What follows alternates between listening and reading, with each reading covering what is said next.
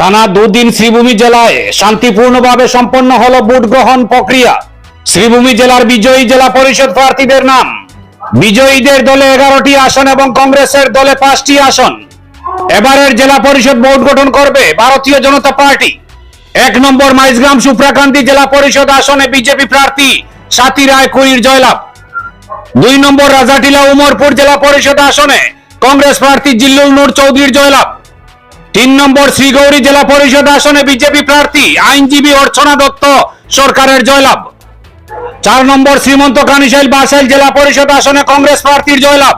5 নম্বর চানকিরা জেলা পরিষদ আসনে বিজেপি প্রার্থী অনিল কুমারের জয়লাভ। 6 নম্বর কানাই বাজার ফাকুয়া জেলা পরিষদ আসনে বিজেপি প্রার্থী সুজামণি দাসের জয়লাভ। 7 নম্বর লুয়াইরপুয়া জেলা পরিষদ আসনে বিজেপি প্রার্থী স্বপন দাসের জয়লাভ। 8 নম্বর রাধে পেয়ারি জেলা পরিষদ আসনে বিজেপি প্রার্থী রানী সিনহার জয়লাভ।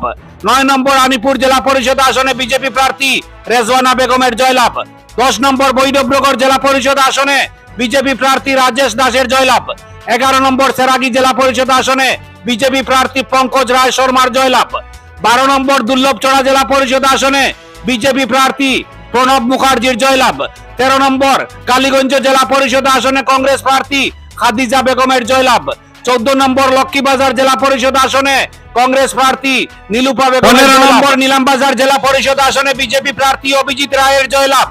16 নম্বর টিলাবাড়ি বান্দরকুনা জেলা পরিষদ আসনে কংগ্রেস প্রার্থী আইনজীবী মমতাজ বেগমের জয়লাভ। অন্যদিকে শ্রীভূমি জেলার 2 সমজেলা যথাক্রমে পাতারকান্দি ও রামকৃষ্ণনগর বিধানসভাতে কংগ্রেস দল একটিও জেলা পরিষদ আসনে জয়লাভ করতে পারেনি।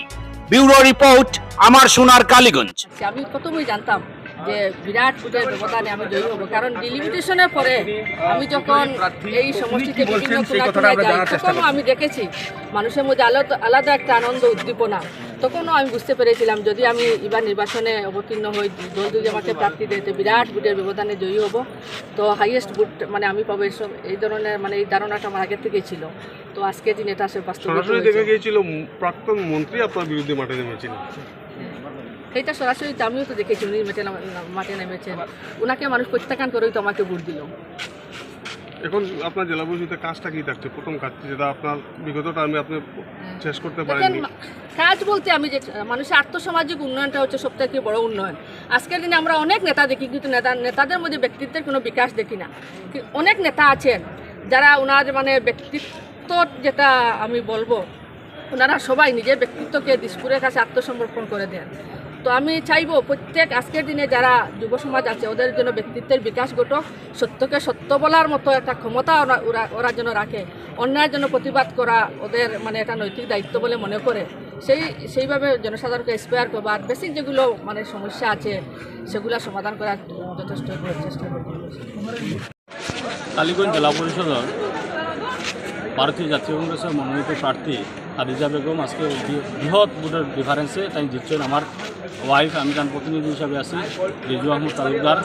আমি সমস্ত কালীগঞ্জ জেলা পরিষদের প্রত্যেক ভোটারকে আমি অভিনন্দন জানাই এবং এই জয়ের লগে কালীগঞ্জ জেলা পরিষদের অনেক বিজ্ঞজন থেকে লইয়া একদম সাধারণ মানুষ, শ্রমিক মানুষ, সাংবাদিক, বিভিন্নজন এই জয়ের লগে জড়িত এবং সবাই আমি ধন্যবাদ জানাই যে তারা এই জয় মানে উপভোগ করার লাগিয়া একটা বিরাট ডিফারেন্সে করিমগঞ্জ জেলাতে একটা বিরাট ডিফারেন্সে কালীগঞ্জ জেলা পরিষদটা দিচ্ছে ভারতীয় জাতীয় কংগ্রেসের প্রার্থী। আমি সবকে ধন্যবাদ জানাই। আর এবং এখানেও ইয়া যারা অফিসিয়াল স্টাফ হোক মানে পুলিশ প্রশাসন হোক সবাই আমরা সহযোগিতা করছি, আমি সবার কাছে কৃতজ্ঞ এবং বিশেষ করে কালীগঞ্জ জেলা পরিষদের অন্তর্গত সবার কাছে আমরা কৃতজ্ঞ। ভারতীয় জাতীয় কংগ্রেসের বিভিন্ন পদাধিকারী এবং যারা আমরা ভারতীয় জাতীয় কংগ্রেসের টিকিট প্রদান করতে যারা সাহায্য করছিল এবং বিনা পয়সায় যারা আমরা টিকিট দিয়েছিল, আমরা ভরসা রাখলো, আমরা একটা বিরাট ডিফারেন্সে আজকে 33,000-এর মতো বুট পাইয়া কালীগঞ্জ জেলা পরিষদও আমরা প্রায় 33,000 বুট, মানে এখনও আমরা আনুষ্ঠানিকভাবে কাগজ পাইছি না আমরা, কিন্তু 33,000 বুট আমরা ভারতীয় জাতীয় কংগ্রেসের মনোনীত প্রার্থী খাদিজা বেগম এবং এটা মানে আমরা বুট পাইছি। এই বুটটা প্রতিদ্বন্দ্বিতা বলতে এখানেও কোনো প্রতিদ্বন্দ্বিতাই হয়নি।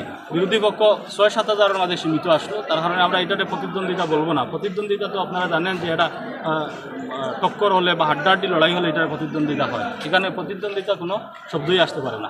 ডিফারেন্স প্রায় 26-27 হাজারের মতো ডিফারেন্স। অফিসিয়াল সিটটা পেলে আমরা বুঝতে পারবো। হ্যাঁ।